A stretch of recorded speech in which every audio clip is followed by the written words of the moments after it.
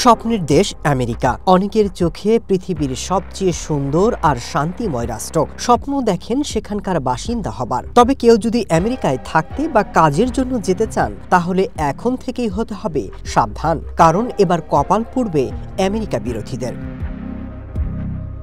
এ বিষয়ে ঘোষণা দিয়েছেন অভিবাসন কর্তৃপক্ষ। নতুন এই নীতিমালার অধীনে অভিবাসন কর্মকর্তারা দেখবেন আবেদনকারীদের আমেরিকা বিরোধী কোনো সন্ত্রাসী কোনো সংগঠনের সাথে সংশ্লিষ্টতা আছে কিনা তাও খতিয়ে দেখা হবে। নতুন এবং সম্প্রসারিত এই নিরীক্ষা প্রক্রিয়ায় আবেদনকারীদের সামাজিক যোগাযোগ মাধ্যমের কার্যক্রমও অন্যতম হিসেবে বিবেচনা করা হবে। অর্থাৎ সামাজিক মাধ্যমে যুক্তরাষ্ট্র বিরোধী পোস্ট বা কোনো মন্তব্য থাকলেও মিলবে না ভিসা।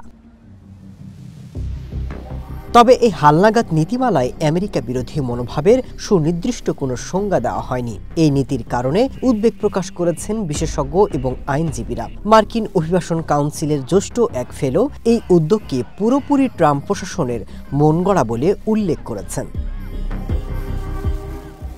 এদিকে পররাষ্ট্র দপ্তর এই বছর আইন লঙ্ঘনের অপরাধে ৬,০০০-এর বেশি আন্তর্জাতিক শিক্ষার্থীর ভিসা বাতিল করেছে। স্টেট ডিপার্টমেন্ট জানিয়েছে এসব ভিসা বাতিলের অন্যতম কারণ ছিল সন্ত্রাসবাদে সহায়তা। মূলত গাজা যুদ্ধের পক্ষ নিয়ে যারা আমেরিকা বিরোধিতা করছে তাদের বিরুদ্ধেও ব্যবস্থা নিয়েছে ট্রাম্প প্রশাসন। Masud Rana, one news.